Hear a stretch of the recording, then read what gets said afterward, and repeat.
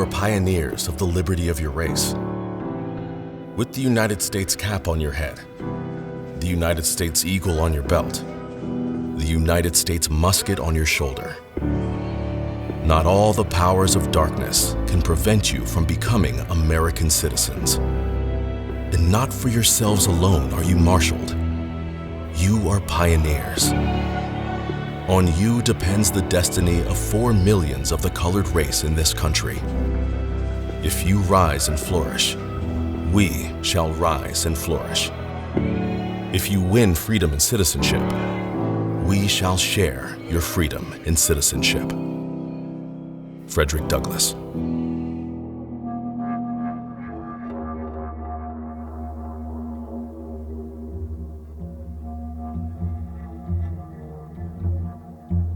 It is 1864, and President Abraham Lincoln has called on the state of Connecticut to supply more soldiers for the war effort. Though far from any Civil War battlefield, in recent years the state has been a crucible for the nation's social and political climate, and the origin of the Wide Awake movement that helped President Lincoln win the election of 1860.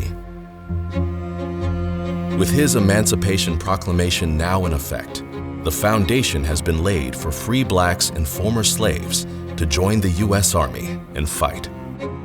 1,600 men have enlisted in the 29th Connecticut Colored Infantry Regiment. So many have volunteered that additional regiments must be formed. African American men from all over the state, including 11 from the town of Berlin, Connecticut, assemble in the city of New Haven. On March 19th, the 29th Connecticut parades through the streets of New Haven. Some onlookers applaud, others laugh. As they begin their journey south to war, a singular determination prevails through their ranks: to abolish slavery and once and for all be free American citizens.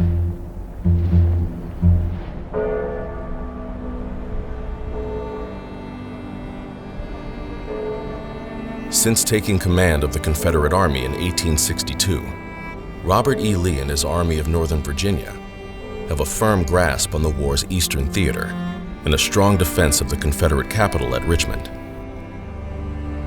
In the spring of 1864, General Ulysses Grant, commander of all United States forces, sets out to defeat Lee's army.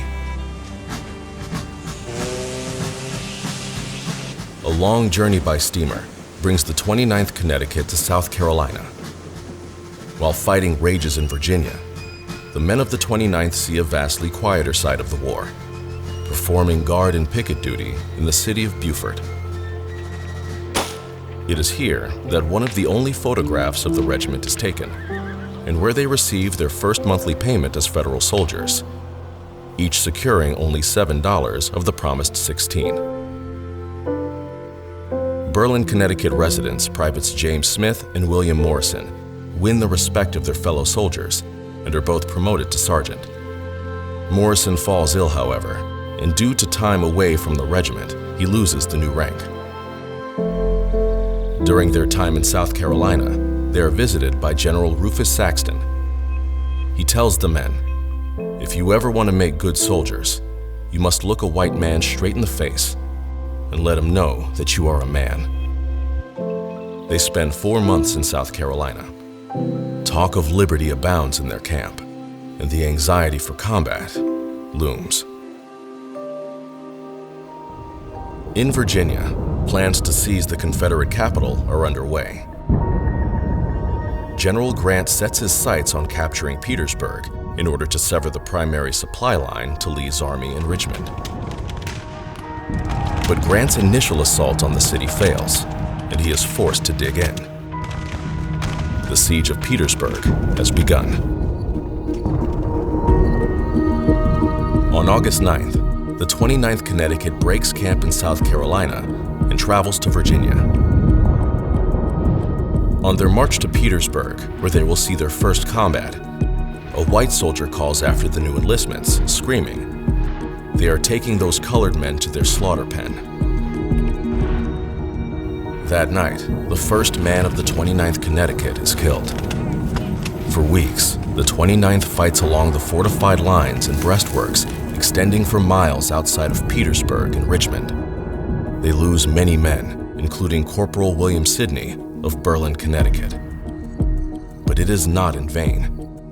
By mid-September, General Grant has destroyed all but one of the rail lines supplying Petersburg and Lee's army in Richmond. On the morning of September 29th, the 29th Connecticut is ordered into battle. They cross to the north side of the James River. Their orders are to attack in the direction of Richmond and draw Confederate forces away from Petersburg. Before attacking, they form a line of battle, and their captain addresses them. "Boys," he says, "we have to fight today. Do the best you can. Do your duty, and I will stand by you to the last. Will you stand by me?"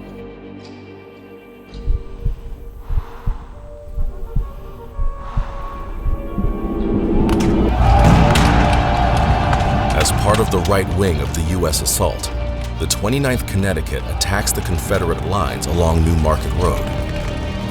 They overtake the rebel rifle pits and capture the rebel works.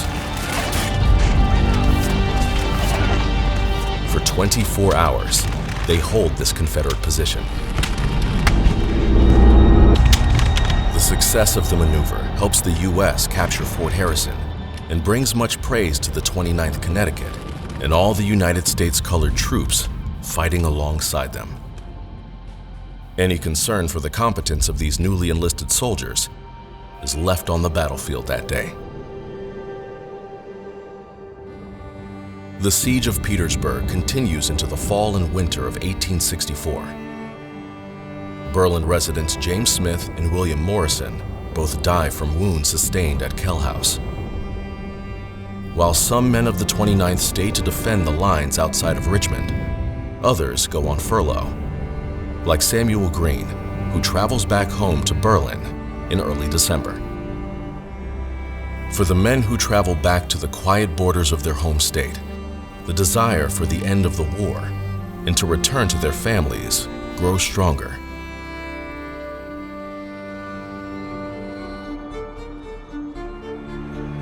In January 1865, Abraham Lincoln begins his second term as president. Lee's army in Virginia has grown weak and is short on supplies. Slowly but surely, Grant is wearing him down. On April 2nd, Grant launches an attack on Lee's lines south of Petersburg. United States troops break through and cut off the final rail lines near Petersburg. To the north, knowledge of Grant's breakthrough has not yet reached the 29th. But soon, scouts discover the rebel lines abandoned. General Robert E. Lee has ordered his army to retreat from Petersburg and Richmond.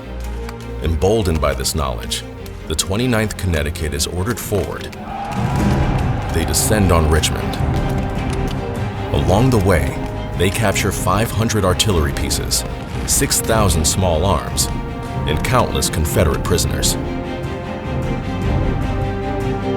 At 7 a.m. on April 3rd, the 29th Connecticut Colored Infantry is the first to enter the burning city of Richmond. They charge down Main Street toward the Confederate capital. Lee's army is on the run, and victory for the United States is on the horizon.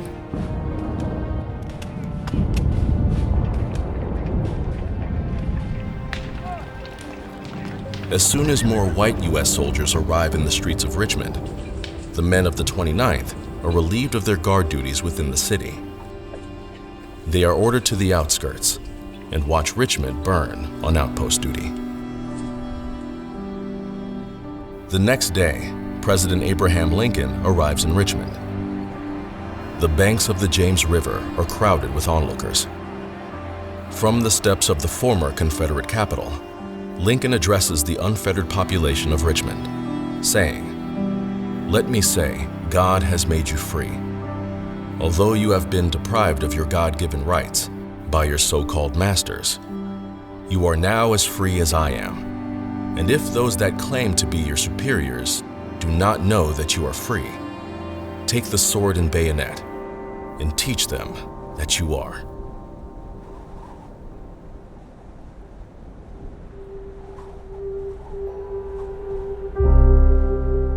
On April 14th, just a few days after Lee's army surrenders, information of Lincoln's assassination reaches the men of the 29th Connecticut. The news weighs heavy on their minds and hearts. The 29th remains in Virginia until that summer, when they travel to Texas. While the first celebration of Juneteenth occurs in nearby Galveston, the 29th suffers months of malnutrition and illness in Brownsville, Texas. In October 1865, the 29th Connecticut is finally ordered home. By late November, they arrive in Hartford. It was more than a year prior that the 29th flew their new regimental colors for what was a soon-to-be recognized freedom. As tattered and torn as their faded flags, the men of the 29th Connecticut march as free American citizens through the streets of their home state.